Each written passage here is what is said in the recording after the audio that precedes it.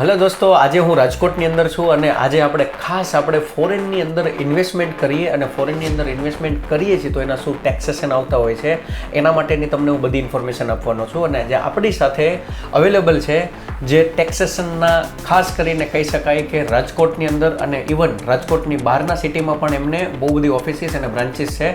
Mister Saurabh Jobanputra, welcome સૌરભભાઈ. Thank you સાહિલભાઈ, તમે મને તમારા પોડકાસ્ટમાં તમારા વ્યૂવર્સ અને અમારા વ્યૂવર્સને જે જાણકારી આપવાનો મોકો આપ્યો બદલ ખૂબ ખૂબ આભાર. યસ દોસ્તો, આજના જે ખાસ કરીને જે ક્વેશ્ચન છે ને એ છે કે ફોરેનની અંદર આપણે અગર ઇન્વેસ્ટમેન્ટ કરીએ છીએ તો કઈ પ્રકારના ટેક્સેશન આવતા હોય, કેવી રીતના પેમેન્ટ કરવું, તો દરેક પ્રશ્નોના જવાબ આજે આપણને મળી જવાના છે. બની રહો આ પોડકાસ્ટની અંદર. સૌરભભાઈ, સૌથી પહેલો એક મારો જે ક્વેશ્ચન છે કે આજે ઘણી વખત કેવું બનતું હોય છે કે લોકો જે છે ને એને ડર હોય છે કે આજે હું ફોરેનની અંદર ઇન્વેસ્ટમેન્ટ કરું છું તો એ ક્યાંય ગેરકાયદેસર તો નથી ને. આવા ડરના લીધે એ લોકો જે છે ને ફોરેનમાં ઇન્વેસ્ટમેન્ટ કરવાનું ટાળતા હોય છે. સાહિલભાઈ, ખૂબ સરસ પ્રશ્ન છે.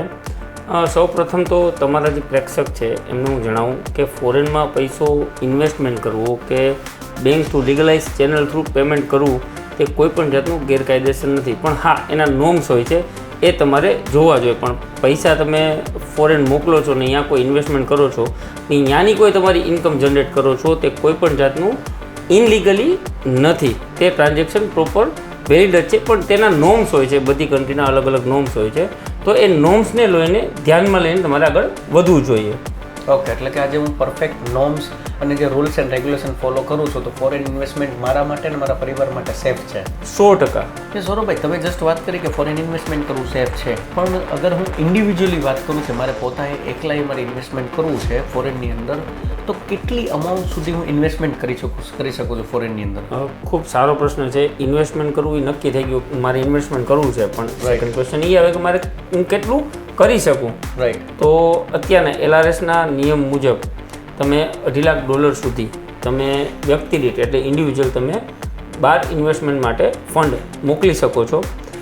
વધારે તમારે ઇન્વેસ્ટમેન્ટ કરવું છે તો ઘરના સભ્યોનો બેનિફિટ લઈ કોબરોલમાં નાખી અને તમારે વધારે ફંડ પણ તમે મોકલી શકો છો. $2.5 લાખ સુધીનું તમે બહાર ઇન્વેસ્ટમેન્ટ કરી શકો છો, પરંતુ તમારે તેમાં TCS કપાય છે. અચ્છા, TCS એટલે શું? કોઈ પણ પ્રકારનો ટેક્સ છે? એ શું છે કંઈ એક્ઝેક્ટ? એક મિસઅન્ડરસ્ટેન્ડિંગ છે માણસોની કે TCS એટલે એને ટેક્સ ગણી રહે.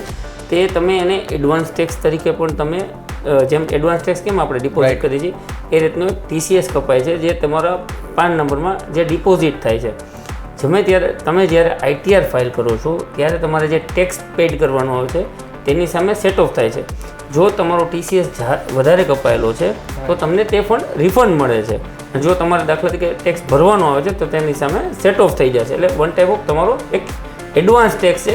એ એના માટે હોય છે કે સરકારને ખ્યાલ રહે કે તમે આ ફંડ આટલું ટ્રાન્સફર કર્યું છે. એટલે એ પર્ટિક્યુલર કોઈ ટેક્સ નથી, એ મારા જ પૈસા છે જે at the time of return file કરીશ ત્યારે રિબેટ થઈ જશે. પરફેક્ટ સાહેબ, પરફેક્ટ. તમે પરફેક્ટ સમજ્યા છો કે TCS એક તમારો કોઈ ટેક્સ નથી, પણ એક કહી શકો કે એડવાન્સ ટેક્સ તરીકે તમે કરી શકો.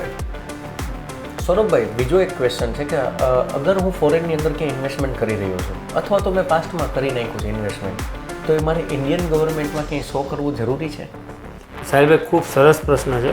મેજોરિટી વ્યક્તિઓને ખ્યાલ જ નથી હોતો કે બહાર ઇન્વેસ્ટમેન્ટ કરે છે, પરંતુ પ્રોપર ડિટેલ તે ઇન્ડિયામાં નથી ફિલઅપ કરતા. જો તમે બહાર ઇન્વેસ્ટમેન્ટ કરો છો તો ફરજિયાત તમારે તમારા ઇન્કમ ટેક્સ રિટર્નમાં શેડ્યુલ FAમાં તમારા ચાહે ઇન્વેસ્ટમેન્ટનો ફક્ત બેંક એકાઉન્ટ જ છે સેવિંગ, રાઈટ, એ પણ તમારે દર્શાવવું ફરજિયાત છે. તો આ તો આપણે પ્રોપર્ટીની અત્યારના વાત કરી રહ્યા છીએ, ઇન્વેસ્ટમેન્ટની વાત કરીએ તો તે ફરજિયાત તમારે દર્શાવવું જોઈએ, જેથી તમારી લીગલાઇઝેશન તમે જે ફંડ બહાર મોકલ્યું છે, તમે જે ઇન્વેસ્ટમેન્ટ કર્યું છે તે તમારું પ્રોપર તરીકે ઇન્ડિયામાં તમારા ઇન્કમ ટેક્સ રિટર્નમાં પ્રોપર દર્શાવેલું હોવું જોઈએ. અને ખાસ તમારે અત્યારના તમારા વ્યુઅર્સ માટે એક બેનિફિટ એ છે કે સરકાર જો 5 લાખ કરોડથી નીચેના ઇન્વેસ્ટર છે અને તે ભૂલી ગયા છે તો એના માટે પણ સ્કીમ છે, તો તેનો લાભ ઉઠાવી શકે છે. તે નાની એવી નજીવી એવી પેનલ્ટીમાં તે શો કરી શકે છે. અચ્છા, હું અગર ભૂલી ગયો છું ઇન્ટેન્શનલી કે અનઇન્ટેન્શનલી, હા, તો અત્યારે કઈ એવી ગવર્મેન્ટ ઓફર્સ આપી રહી છે કે જે ઓફર્સથી મને હું મારી પ્રોપર્ટી શો કરી શકીશ અને ઓછી પેનલ્ટીમાં એનો લાભ લઈ શકીશ? ખાસ 5 કરોડથી નીચેની પ્રોપર્ટી હોય છે એના માટે. Right, thank you Saurabhbhai. દોસ્તો, વધારે તમારે અગર ટેક્સને લઈને, ટેક્સેશનને લઈને પ્રોપર્ટી કે ફોરેન ઇન્વેસ્ટમેન્ટને લઈને તમારે કાંઈ પણ વધારેની ઇન્ફોર્મેશન જો જોઈતી હોય રાઈટ DM કરો. હું અને સૌરભભાઈ તમારી સાથે ડિરેક્ટ કનેક્ટ થશું અને આપણે મળીએ આવતા પોડકાસ્ટમાં નવી ડિટેલ અને નવી માહિતી સાથે. Thank you so much guys. Thank you Saurabhbhai. Thank you.